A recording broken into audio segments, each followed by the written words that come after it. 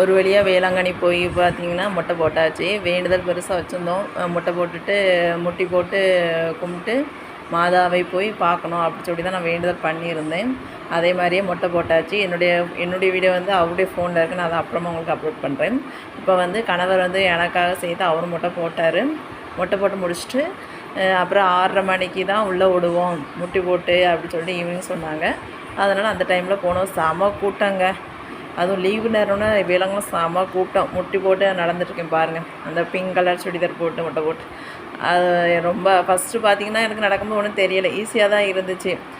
அதனால் என் பாட்டில் கடகடன்னு போயிட்டேன். அப்புறம் பார்த்திங்கன்னா என்னால் நகரவே முடியலை. எல்லாருமே அப்போ தான் கஷ்டப்பட்டாங்க. ஆனால் நம்ம வந்து ஒரு விஷயத்த வந்து பண்ணணும்னு நினச்சா கண்டிப்பாக பண்ணிடணும். அதனால் நான் எப்படியாவது முடிச்சிடணும்னு சொல்லிட்டு அங்கே இருந்தவங்க எல்லாருமே கஷ்டப்பட்டு வேண்டுதலை முடித்தாங்க. ஏன்னா நம்ம வந்து பல கஷ்டங்கள் மத்தியில் தான் வந்து வாழ்கிறோம். அப்போ வந்து நமக்கு ஒன்று வேணும்னா அதை கஷ்டப்பட்டால் மட்டும்தான் நம்மளால் அடைய முடியுதாங்க இது. நான் பார்க்கும்போது அதாவது இத்தனை வருஷமாக நான் வேளாங்கண்ணிக்கு போயிருக்கேன். அப்போ வந்து நிறைய பேர் முட்டி போட்டு நடப்பாங்க. அதெல்லாம் பார்க்கும்போது ரொம்ப ஈஸியாக தான் இருக்கும் அப்படின்னு நான் நினச்சிருக்கேன். ஆனால் இப்போ தாங்க தெரிஞ்சு ரொம்ப கஷ்டங்க.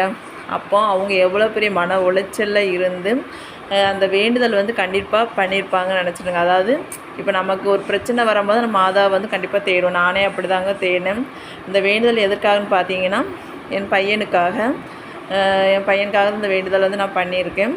கண்டிப்பாக மாதா வந்து கருணை காட்டுவாங்க. இதுக்கு முன்னாடி நான் ஒருக்க மொட்டை போட்டிருப்பேன் ஒரு 2 வருஷம் முன்னாடி. அப்போ வந்து பார்த்திங்கன்னா அம்மாவுக்காக போட்டிருந்தேன்.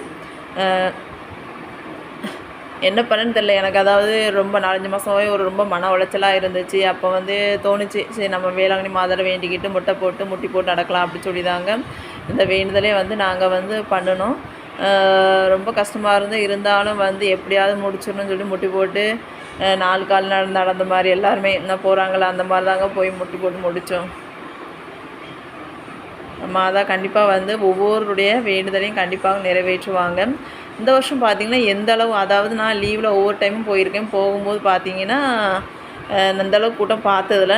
இன்றைக்கி தான் ஃபஸ்ட் டைம் பார்த்தேன். நிறைய பேர் வேண்டுதல் வந்து பண்ணிட்டு இருந்தாங்க. நாங்களும் உள்ளே போய் பண்ணினோம். அப்புறம் நிறைய பேர் பார்த்திங்கன்னா முட்டி போட்டு நடக்கிறதுல வந்து அங்கே அதாவது 2 காலை வச்சு மெதுவாக முன்னாடி வச்சு நடந்துட்டு இருந்தாங்க. சரியாக சொல்ல தெரில, அந்த மாதிரி நடந்துட்டு இருந்தாங்க.